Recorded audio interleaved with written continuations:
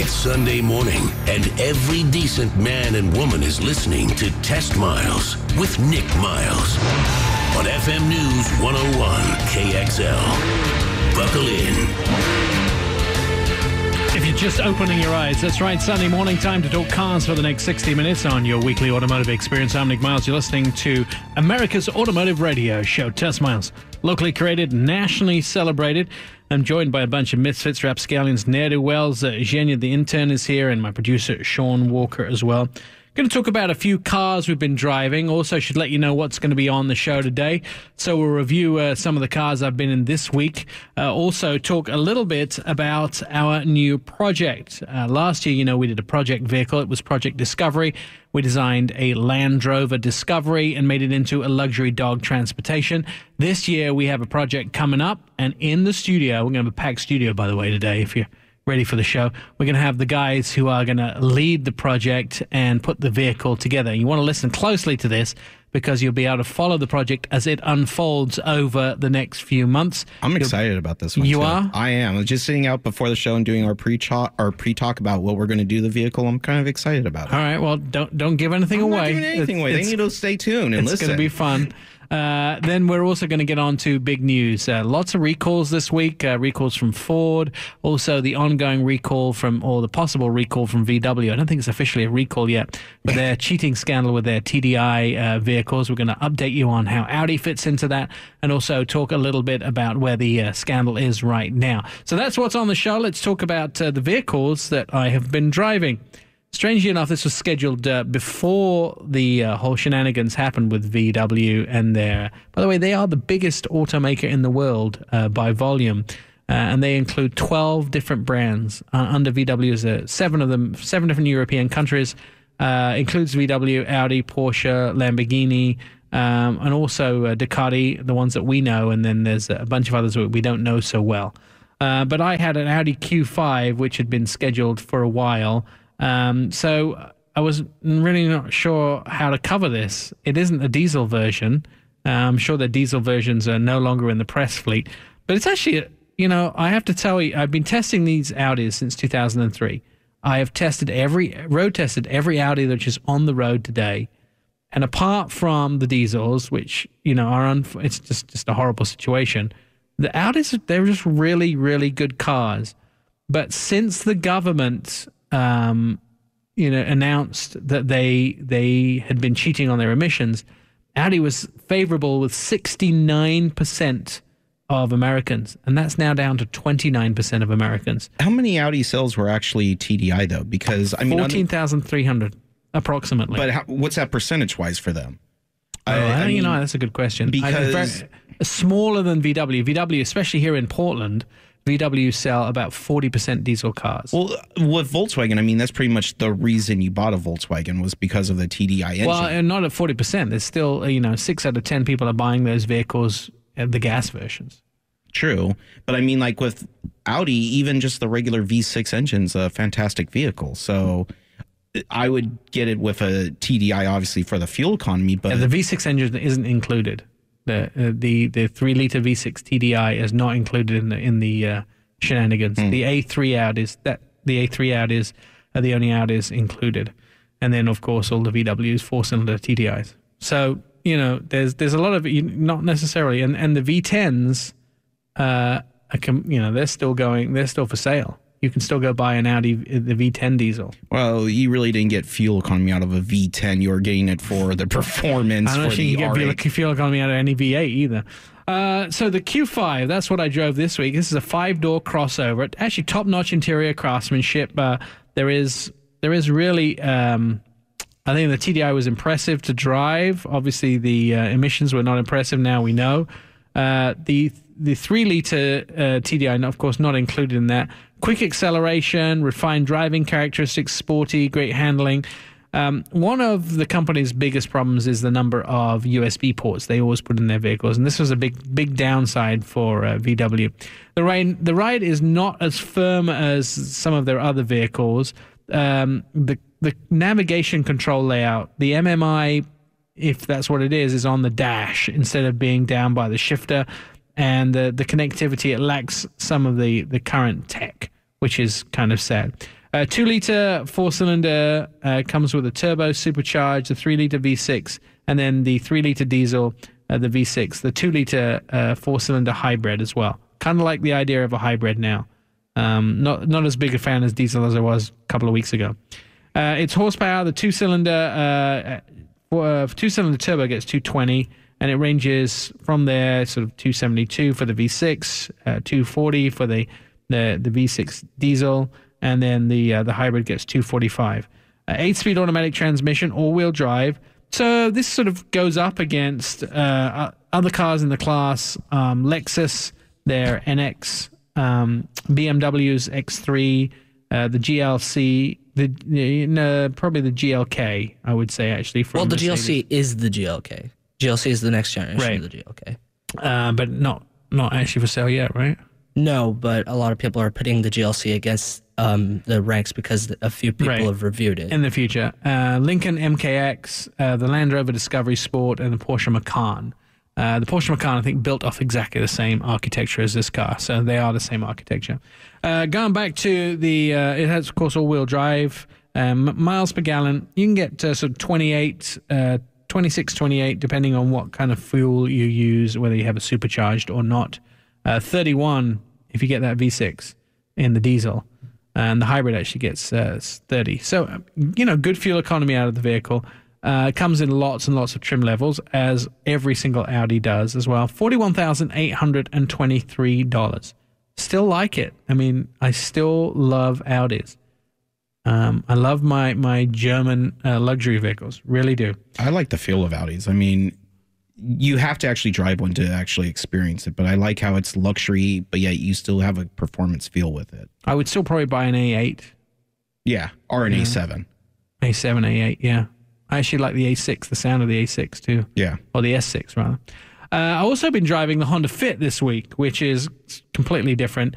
It's not sexy. That's one thing you can say about the Fit. It's definitely not sexy, but surprising. 5-door compact hatch, unveiled really as a small car that has versatility thanks to sort of a unique rear seat design.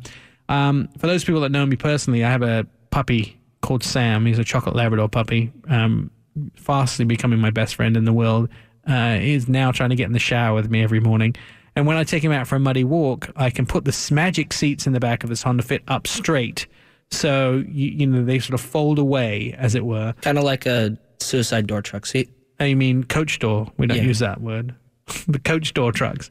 Like the seat, the bottom of the seat folds up, and then you can use the floor space, and he gets in there, and he doesn't get all the seats dirty. There's plenty of room for him. I can get my German Shepherd in there as well. So there's lots of room inside the vehicle. It has that touchscreen interface that can be a little frustrating sometimes, especially not having a volume knob. It has a volume touch screen, so you have to touch the screen to change the volume. They have that in a lot of Hondas, and it's very, very it's like the Acuras also have that push-button transmission now, where you push the button to change it to whatever gear you want. So each different gear has a different shaped button.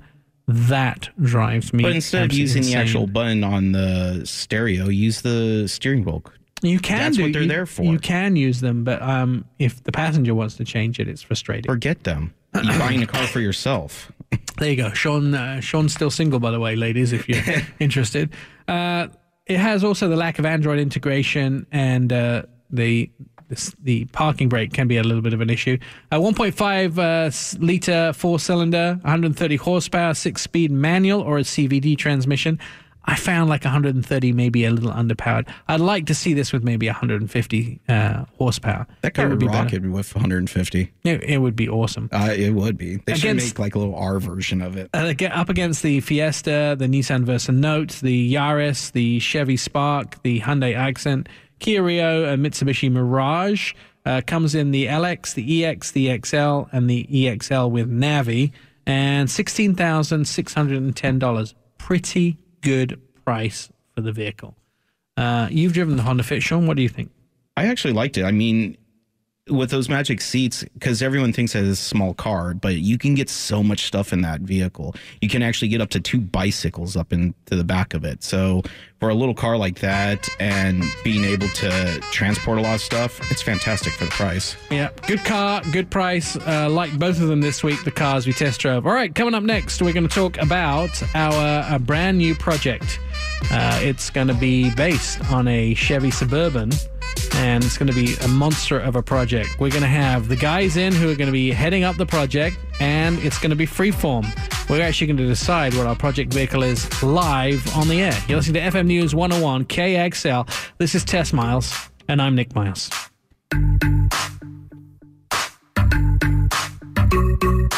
It's Test Miles on FM News 101.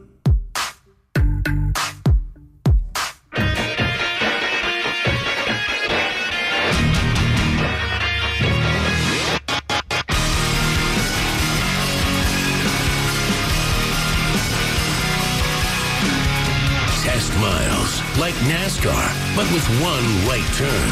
TestMiles.com. Welcome back to Test Miles on FM News 101 KXL, automotive radio show for all those people that love cars, live from downtown Portland. Thanks for listening, and follow us on Twitter at Test Miles. Here's a fun fact. The very first Chevy Suburban was specifically made for the National Guard. Oh, there you go. You didn't know that, all of you guys, did you? Then last year, we created a Project Discovery. We took a 2002 Land Rover Discovery and we converted it into a luxury dog transportation vehicle. Mobil West completely gutted the vehicle's interior and rebuilt it.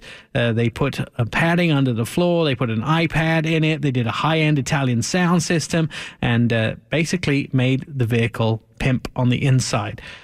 Certified Automotive Repair took the vehicle, mechanically sounded it up, and refit the engine. They created a cannon on the back of the vehicle, which was air compressed that shot tennis balls, which Sean nearly got thrown out of the convention center for the dogs to chase. I think the first time we let it off with Brian down at Certified Automotive Repair, he just finished it. We were in his shop. We backed the car up to the shop, and we charged the cannon and let it off. And none of us could see the tennis ball. It just was out of sight within seconds. And I'm sure his neighbor or 2 neighbors over have found tennis balls in their lot. So we kept doing it. We goes, why is it going so fast? And then we realized we had to charge it a little less than 80 pounds of pressure in the gun.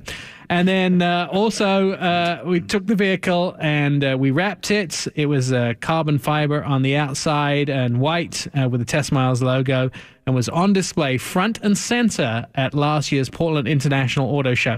So as you came down the escalators, the first thing you saw was our Project Discovery. Well, we're going to do it all again this year. Joining us in studio is Joel Krebs. He is from Picture Car Source and the sales manager at KXL. Joel is going to help us out with this project this year. Also, Andy Lilienthal from Lund Industries, Peter Clover from Mobil West, and Brian Sochi from Certified Automotive Repair. Today, live on the show, we're going to come up with our next project vehicle. And you can follow it right here on Test Miles or at testmiles.com. It'll be on display at this year's Portland International Auto Show. Mr. Greg Remensberger has told me he has reserved a place for it. And Joel, let's start with you. So you're getting us into this vehicle. What are we starting with? What's the base vehicle this year? Well, as of now, it's going to be a 1999 Chevrolet Suburban 1500 LT. Now, this car, you own Picture Car Source, which is basically supplies all the movie cars for anything that's basically shot in the area. Yeah, anything police cars throughout the Northwest. You have police cars, ambulances, taxis, all those type of things. So this was sort of part of your fleet, and you're donating it to us. But it's in fairly good condition, but it's got a whack load of miles on it, hasn't it? Yeah, for a car that's got near 250,000 miles, it's in pretty good shape. That's many miles as Sean's got on him. That's a lot of miles. So what can you tell us about the vehicle? You've owned it for how long? I've had the vehicle itself for approximately 3 years. Bought it at auction for a shoot that was used as a rental. And then it's just basically been sitting. I use it as a daily this has been driver in a movie or something? Yeah, but it cutting room floor stuff. I was thinking, we were getting the Mad Max vehicle or something. Unfortunately, some. Oh, no. Okay, so you've had it for 3 years, and you basically used it in movies and that sort of thing. And Yeah, it was used one time, and then I actually liked the vehicle, drove it as a daily driver for a while, and then it started developing some mechanical issues. Nothing, too big, but it's been set in the last 4 months. And then when this, doing a second project vehicle for Test Miles came up, I thought, well, why don't we put this in there as our project car? Excellent. All right, so that's what we're starting with. Now it has a blown engine, right? Sure, and Brian can jump in here too. Pretty sure it's got a blown head gasket at this point. You can still run and drive it, but yeah, it makes a lot of steam out of the pipe right now. All right, so Brian's here from Certified Automotive Repair.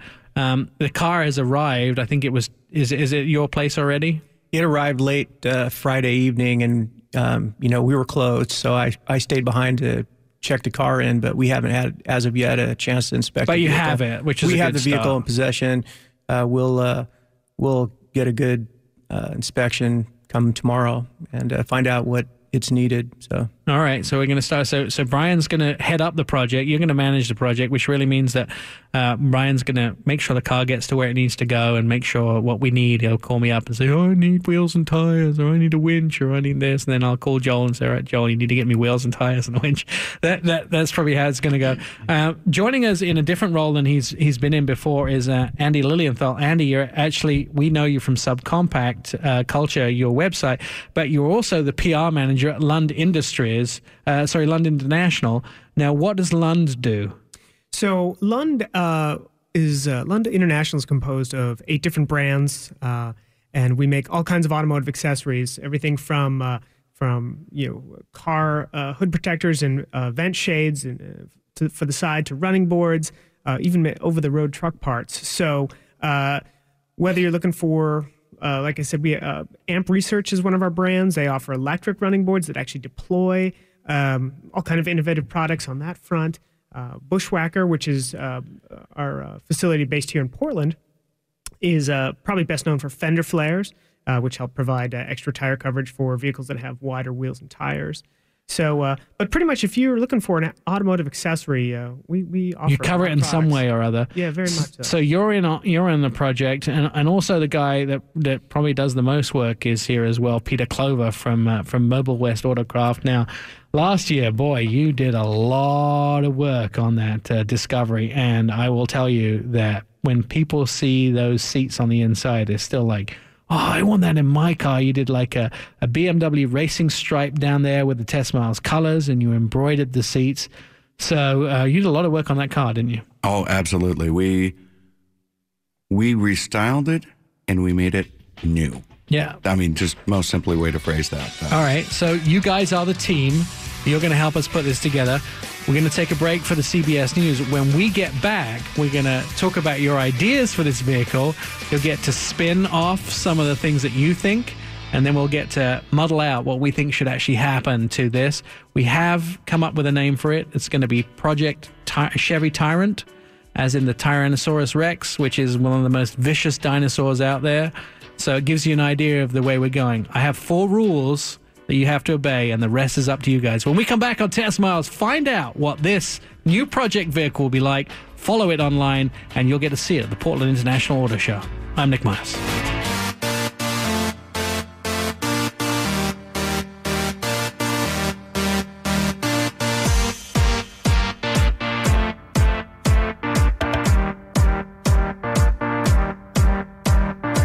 Throw it in neutral and coast in with testmiles.com.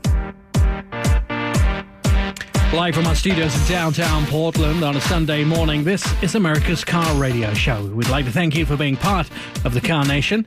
Now, does your car make you sexy? Well, you can we hit Cars and Coffee recently, actually, and we asked a bunch of the people down there, does your car make you feel sexy?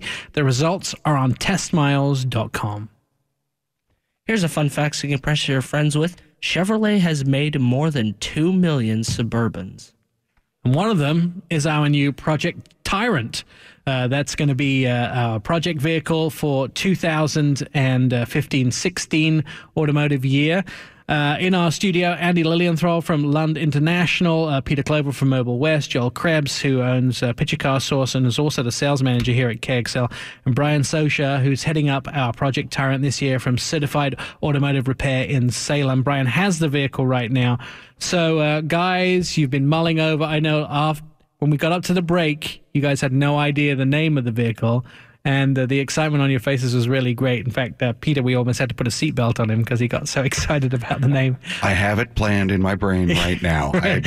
I can draw you a picture of exactly what we're doing. Yeah, Peter's ready to go. So Joel told us a little bit about the exterior. Now, Joel, initially when we talked, you had some ideas of the sort of vehicle in your head that you think we should go after. Yeah, well, my initial idea, and obviously we got to talk about this with the team, would be to do something just completely that just elevates the level of cool, and it also fits the style of vehicle, being a '99 Chevrolet Suburban. And my idea was to make it kind of reminiscent of a Baja type vehicle, not necessarily a full on like the trophy trucks you see. They're all extreme and just for racing, but there's also a lot of the wealthier individuals that run it have these vehicles that are more decked out for the luxury part of running Baja, and they call it a pre-runner.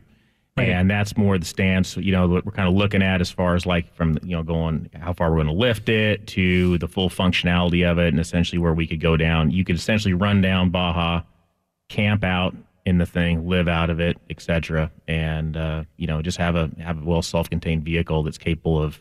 And they have, I know, it's looking at the pictures. If you go Google pre-runner images, you see that they really pull the front end up really high, so it has a really steep approach angle and what do you call it when you, I guess? Yeah, they kind of squat a little more on the back, a little bit. It's nothing extreme, like it's going to look like you got 3,000 pounds of bricks in the back of it, that type of thing. But, right. Yeah. So that was kind of our general idea. All right. There are 4 rules for this vehicle. I want to go over the rules. Again, it's got to be economical, where it doesn't do 1 mile a gallon. We don't make it like 25 tons. It's got to be drivable, which means that we have to be able to get it on roads and move it in legal. It's got to be fast. We want to be able to go up to freeway speeds, and you've got to live in it. I've got to be able to live in it in the middle of the desert for a week. Those are the things. The rest of the stuff is going to come from you guys. So let's turn to Andy. Andy, you guys already make quite a few projects for the '99 Suburban. Mm-hmm. What sort of things are you thinking that might be good for you? You talked about those running boards, but maybe they don't make electric running boards for the vehicle that year. Yeah, we don't make an electric running board for that, but we do have our Lund brand has a number of options in terms of running boards and Nerf bars, what we call them, kind of a tubular style that go along the sides. That when this thing is lifted on bigger tires and a lift kit, make it a little easier to get in. Also, if we're going to put bigger tires on it, which I assume we are, having a set of fender flares going over there will help keep the mud and the dirt off the paint. Also, it helps keep the truck legal. So, because sometimes police will pull you over if your tires are sticking out too far. So.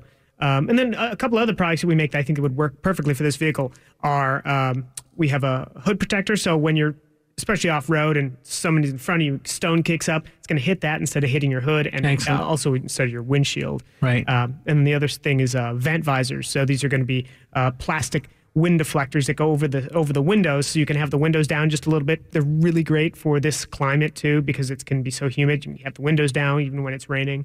So, but I think those are good. And living out of the vehicle, man, there's all kinds of things we can do. You've done a lot with that, haven't you? You actually have a vehicle where you got a tent on the roof. Yeah. I have a 4x4, and we have a rooftop tent on the vehicle, and so that's really, really nice because no matter where you are, you can just pull over, open that tent up, and it takes about 3 minutes. So that's a great way to do it. So we need to find some suppliers who, and the great thing that I like about the Suburban, actually, I will have to tell you, the one reason that, Joel and I were talking about this going up to weeks, we were looking at other brands of vehicles as well. But the sales pitch, I think, from Joel was, if you're going to sleep in a vehicle, at least you want something you can put a nice big tent on the roof of. And the Suburban, there's probably nothing longer than that on the road today. I mean, that's sort of sold as a family vehicle. So, you've done that with a small vehicle, so I'm sure we can find a supplier that can put a tent on the roof as well. All right, Brian, you got a lot of work to do.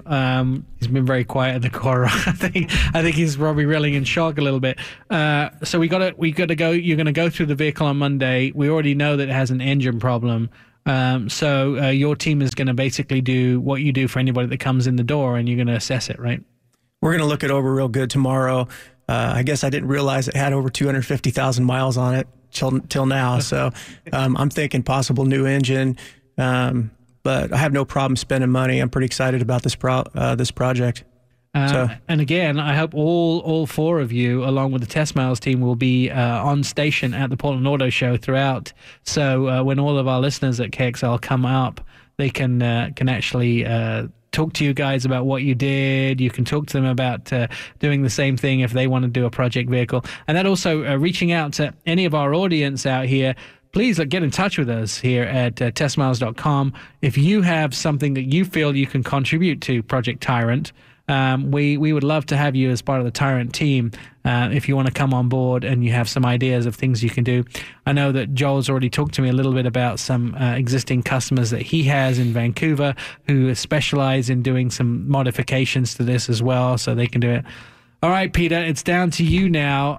You're the most excited about this the project. Let me read this to you before we ask you a question. So the reason we chose the name was, obviously there's the Ford Raptor, which is kind of named after a dinosaur. I wanted to come up with something that was similar but different in a way too. So I came up with a Tyrannosaurus or Tyrannosaurus Rex, which is the king of tyrant lizards. It will always be one of the scariest and deadliest dinosaurs around, with a bite that is 3 times the force of a great white shark, making it the strongest bite force of any land animal that has ever lived. And it is one of the most dangerous land animals that have ever lived. So knowing that we're going after this kind of this Project Tyrant, Tyrannosaurus Rex, is one of the most dangerous animals out there, this is going to be one of the most dangerous trucks. You got a lot to add to this, haven't you? Perfect. Yeah. You mentioned that, and my brain just exploded. So I've completely designed a custom vehicle inside and out in the last 5 minutes. So you're thinking of doing dragon style interior? Oh, I'm all of this is going to tie together into one cohesive package. Okay, we can just start with the exterior. So I'm thinking, over flares, flat black, real aggressive 20-inch but off-road rims, about a 4-inch lift, a nice burly exhaust, really have it meaty and aggressive looking, but still drivable. Definitely we're going to put some heist, like a 50-inch curved LED driving light bar up on the roof, a couple more 20-inch floodlight bars in the grille, lighting inside and out, LEDs, super bright, really effective, look trick and modern and tough on this vehicle to just tie in the whole look so that we can go, we can drive 200 miles out in the desert, middle of the night, find whatever you need to do and go wherever you want to go. Perfect. And then color scheme, like I said, I have this all planned out, right? I am totally envisioning like a dark olive wrap with scales, darker up top, fading down to a little bit lighter on the bottom of the car. All of the over fenders, all of the vents, all that flat black or satin black to make it really tough and pop on the outside. And then on the interior, you're probably gonna want to do some tech stuff as well, right? Oh, of course, without fail. Sound system, definitely. PA. All of that. Navigation, I'm whatever. thinking about the interior is going to go blend with the outside. I assume it's probably I don't even know what color it is, but it's probably a tan colored interior right now. Yeah, what is the color? Yeah, it's tan and with what's GM call that champagne or right. Cool. That's going to be gone. Yeah. Now, right. We may have some of the tan interior, but I'm definitely thinking that our interior is going to be focused on black and tan and olive, darker green colors. I custom pleats in the custom leather seats that we're going to build. Let's custom sewn pleats that look like scales in it to tie in that interior and outerior look. Dinosaur meets desert meets off-roading. Dinosaur meets desert. This is going to be something that, it should be in magazines when we're done. Oh yeah, it will be. Even being done on the more budget end of things. I think we can make this thing and just make it off the charts. Yeah, stereo needs to do 80 miles an hour with the windows down. Cleaning and still get 40 miles per gallon. Right, exactly. Well, just off the stereo. I'm thinking 4 miles a gallon myself because I was thinking put a blower on it and like dual 4-inch pipes out the back and got to be economical. That's one of the rules. We posted a picture. We posted a picture of a 1999 Suburban online, so you can see what we're starting with. We'll actually get pictures of the vehicle up online, and Sean, our producer, is going to work on creating a web page for this. I'm sure you guys can all write a little bit of content for the web page, and people can follow you. We can follow what the car's doing this week, and follow the changes on it. But I'm super excited about this. All right, it's Project Tyrant. Keep that in mind. Hashtag it. Project Tyrant. Send us in the information if you want to be involved in this, and buy your tickets right now for the Portland International Auto Show, because if you want to see this vehicle, that's the place to actually go see it when it's completed. Thank you, gentlemen. Andy Lilienthal from Lund Industries, Joel Krebs from here, Picture Car Source, and also KXL. Peter Clover from Mobile West Autocraft. You can find him on MLK. And down in Salem, Brian Socia here from Certified Automotive Repair. Does an amazing job and also keeps your cars running, and for a pretty decent price, I'll tell you. But when you give Brian a monster project, by the way, I've heard about his projects over the years. And the most devastating one is when his mom moved his Mustang and ran it right into the garage door that he'd just finished making over. So that's my favorite story, and one of the laughable. But Brian is a project car master. You're listening to FM News 101 KXL. Coming up, we'll take a look at some of the headlines. VW, of course, in the headlines, and also some recalls from Ford. That's coming up. But keep that in mind. Project Tyrant. I'm Nick Miles. Favorite us, tweet us, friend us, love us, all at testmiles.com.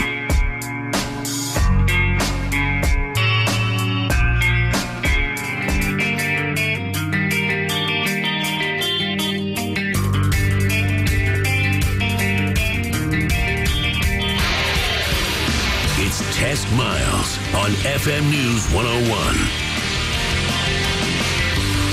Live from our studios downtown Portland, a Sunday morning. This is America's Car Radio Show. We'd like to thank you for being part of the Car Nation.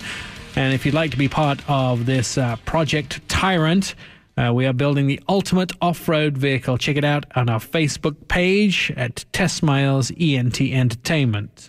Here's a fun fact. The very first Mustang ever made was sold by accident to a airplane pilot. All right. Well, hopefully he didn't need any of his piloting skills. Let's take a look at some of the top stories. Andy Lilienthal from Lund and from Subcompact is also here, staying with us for this. Auto sales in this week, interestingly enough, VW are pretty much flat. 0.6 sales they still managed to get for September. Combination of Labor Day and basically the low gas prices in September left overall surge of 15.8 from a year ago. Industry moved 1.44 million cars and light trucks. Fiat Chrysler led by a 40% increase in Jeep sales, posting a 14% gain overall. General Motors rose 12%, Ford 23%. Pretty everybody had a really good month. Even VW and their group had a good month. All right. We're talking about this investigation into automakers' wake of emissions cheating as well. Well, basically, with Volkswagen now, they're going to start reviewing testing some of the other cars to see if they're lying on their EPAs as well, like BMW, Chrysler, General Motors, Land Rover, Mercedes, basically anybody who makes a production diesel. Andy, has this affected the small car market at all? People shying away? I mean, I know diesels fall into that subcompact car. A lot of them do, especially the smaller ones like the Jetta TDI and the Golf TDI. Sad for you? I think overall it's just kind of sad for me. The Golf and the Jetta were really kind of carrying the diesel market in the United States, and it'll be interesting to see how that affects overall diesel sales in the United States of other vehicles. Chevy does have a diesel, their Cruze, and of course BMW and Mercedes and Audi. Audi, of course, being part of Volkswagen. But it'll be interesting to see what the ripple effect is on diesel in the United States. So my understanding is the only Audi involved in this is the A3. The other vehicles, the engines aren't involved. Any V6 diesel engine was outside of the scope of what was expected with the cheating. You're expecting to see a huge drop in diesel sales now in trucks as well as cars, or just cars, you think? I'm going to guess just cars. I think that I think a lot of Americans still think of diesel as, dirty and not very powerful, and kind of stuff from the 70s, like you would have found a Chevy 350 diesel, like in a Cadillac or a Chevy. And, especially with the Volkswagen TDIs, they were powerful, they were fuel efficient, they didn't belch out soot. So it'll be interesting to see if this bolsters that stereotype of old diesel. And I think people buying trucks are buying trucks because with diesels because of the fuel economy and the towing capacity. And I don't think that's going to change. So many automotive journalists were huge diesel fans. And I wonder if this is going to quash the support for diesel. I've seen some really, really angry people. Some angry, Dan Neal and some of the other major automotive journalists are just absolutely devastated by this because we were all so in love with those TDIs. I was one of them. I loved it. I recently reviewed a few months ago, reviewed the 2015 Volkswagen Golf Sport Wagon with the TDI and the manual transmission. Fantastic vehicle. Drove great, handled well. It was quick. It was efficient. It was powerful. And now it's all gone. It's kind of all evaporated, right? Yeah. Let's talk about the other cars, and not necessarily the non-luxury brands, but there's a lot of luxury brands with smaller diesels too. BMW, Mercedes, they seem to have skated out of this, and they're not being accused. Although I did see the X3 in Europe was being questioned as far as its emissions goes, but really diesel was much more of a European thing, right? European car companies. Yeah, it was the percentage of vehicles sold in Europe that were diesel were much higher. I recently heard statistics about the French automotive market where quite a much higher percentage than the United States. I think it was around double at least. Renault and Peugeot diesels, and I know that I believe it was Switzerland also had a stop sale on TDI also. So yeah, it's really going to affect that. But the idea of diesel in Europe versus the United States is still different. Like I said, I think people here in this country still believe, remember the diesels of yore versus the new powerful fuel efficient diesels we have today. All right, well, the story unfolds. Just a quick mention of Ford also recalled a Windstar minivan this week for a second refit of their rear axle. The rear axle was also already fixed once. They're recalling it a second time. And if you have to have that rear axle refitted, they're offering you some money to replace that. And also F-150s, the cruise control in those, it sees vehicles that aren't actually in its lane and brakes automatically. So those are a couple of other recalls that have happened this week. Testmiles.com is where you go for all the information about the show. You can follow us there 24/7. We're on Facebook, we're on Twitter, and we'll be back here next week with another show-stopping show. And of course, everybody now bubbling about Project Tyrant. I'm Nick Miles. You're listening to FM News 101 KXL.